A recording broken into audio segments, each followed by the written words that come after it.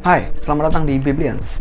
Well, dalam Markus 10 ayat 17-18, ketika seorang muda yang kaya menjumpai Yesus dan memanggilnya guru yang baik, Yesus pun merespon dengan berkata, "Mengapa kau katakan aku baik?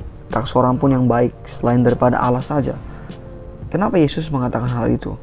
Bagi para non-believer, ayat ini seringkali dipakai untuk membuktikan bahwa Yesus sendiri mengaku bahwa dia bukanlah Tuhan Allah. Dengan ungkapan ini, Yesus menunjukkan bahwa dirinya bukan Allah, setidaknya karena dua faktor ini. Yang pertama, dia menolak dipanggil guru yang baik. Disimpulkan berarti dia tidak baik. Dan yang kedua, dia berkata Allah itu baik, dan Allah saja yang baik. Ini berarti Yesus bukanlah Allah, karena Allah itu baik, dan sementara dia sendiri mengaku tidak baik, atau menolak disebut baik. Lantas apakah benar poin ini yang dimaksudkan Yesus dengan mengatakan, "Mengapa kau katakan aku baik? Tak seorang pun yang baik selain daripada Allah saja." Atau ini hanya kesimpulan liar yang lepas konteks dan asal comot? Mari kita simak.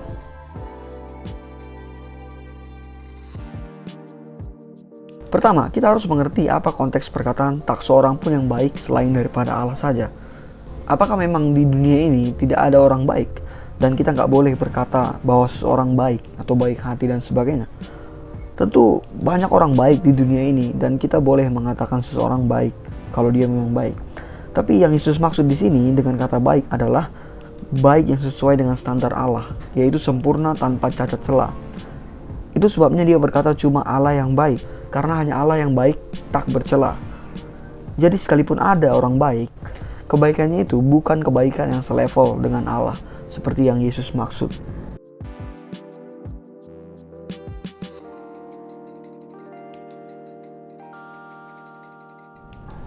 Kedua, dan yang paling harus dipahami, di kisah ini Yesus tidak sedang menyatakan bahwa dia tidak baik, apalagi bahwa dia bukan Tuhan Allah.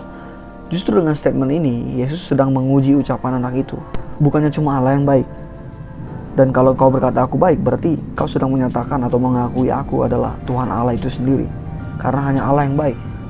Kira-kira begitu maksud Yesus.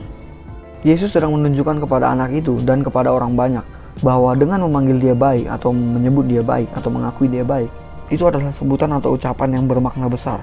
Karena itu sama dengan menyamakan dia dengan Allah. Karena hanya Allah yang baik sama sekali.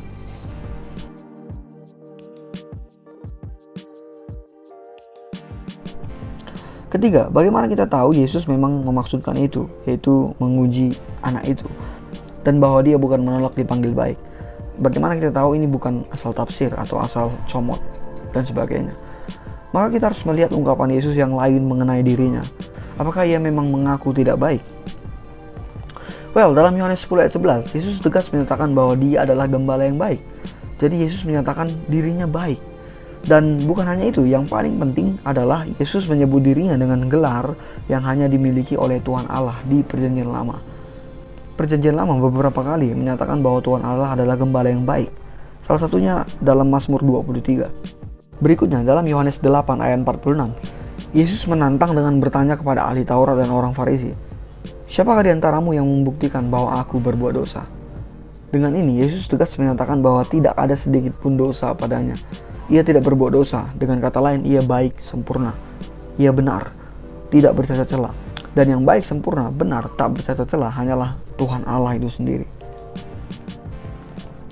Jadi dari kedua ungkapan Yesus ini, kita dapat mengerti bahwa dia tidak pernah menyangkali dirinya baik, apalagi menyangkali bahwa dia adalah Tuhan Allah. Dan sekali lagi, maksud perkataannya kepada anak muda itu ialah, dia ingin anak muda itu dan semua orang yang mendengar sadar bahwa dengan menyebut atau mengatakan atau mengakui dia baik, itu sama dengan mengakui bahwa dia adalah Tuhan Allah itu sendiri. Sebab hanya Tuhan Allah yang baik. Dan dengan mengucapkan atau mengakui itu, maka itu adalah sebuah langkah iman yang besar. Terima kasih sudah menonton. Bagi teman-teman yang sudah subscribe, kuucapkan terima kasih banyak. Yang belum, kuharap kalian mau subscribe, like, comment, share, supaya semakin banyak yang terberkati dan belajar bersama kita. Dan seperti biasa, bye.